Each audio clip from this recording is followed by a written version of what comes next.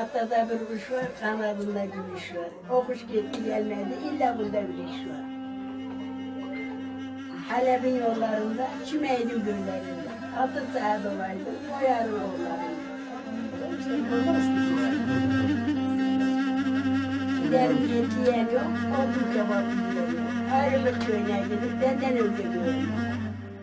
Ben bu topraklarda evvenem, ben bu topraklarda ezenem. Ezelden gelmişem bu yurda, asırlardır buraları yurt edinmişem.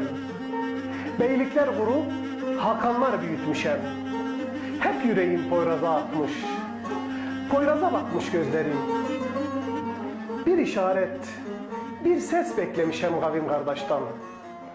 Namaza dururken bile Poyraz'a dönmüşem. Ara araya sen Poyraz ile bugüne gelmişem.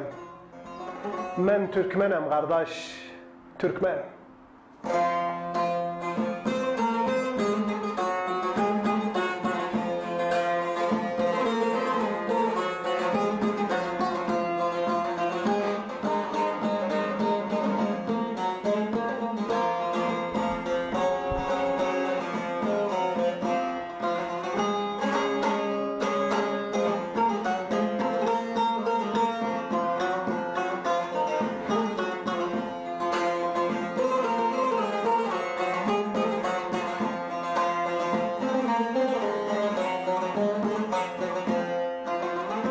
Bırakın beni sarmıyor, şaşıyor.